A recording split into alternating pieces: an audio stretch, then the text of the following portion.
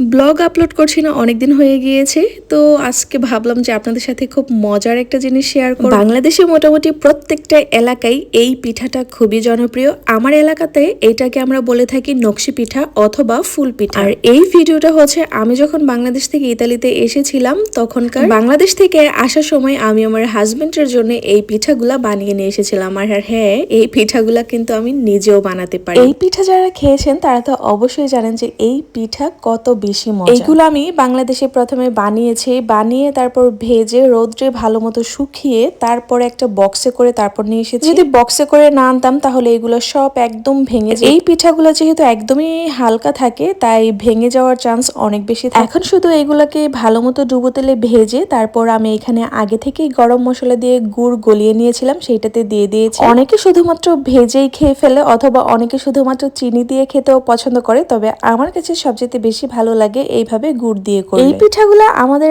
এলাকায় সবচেয়ে বেশি বানানো হয়ে থাকে যখন ঈদের মৌসুম আসে। মানে এমন কোনো বাড়ি নাই যেই বাড়িতে আপনি কি এই পিঠা খুঁজে পাবেন না। আমরা 5 জন 10 জন একসাথে বসে তারপর এই পিঠাগুলা বানাতাম অনেকগুলা করে একসাথে। এই পিঠাটা কিন্তু অনেক বেশি নরম এবং অনেক বেশি ক্রিস্পি হয়ে থাকে, তাই খেতেও অনেক বেশি ভালো লাগে। ইতালিতে আসার পর আমি কখনো বানাইনি, তাই বাংলাদেশ থেকেই নিয়ে এসেছিলাম এই অল্প। এখন এগুলাকে একটা এয়ারটাইট বক্সে করে আমি রেখে দিব এবং এটা কিন্তু সহজে নষ্ট হয় না এবং আপনি বাহিরে রেখেই খেতে পারবেন, ফ্রিজেও রাখতে হয় না। তো কে কে খেয়েছেন এই পিঠা এবং আপনার এলাকায় এই পিঠাকে কি নামে ডাকা হয় অবশ্যই কিন্তু কমেন্ট করে জানাতে পারেন। ভালো থাকেন, আল্লাহ হাফেজ।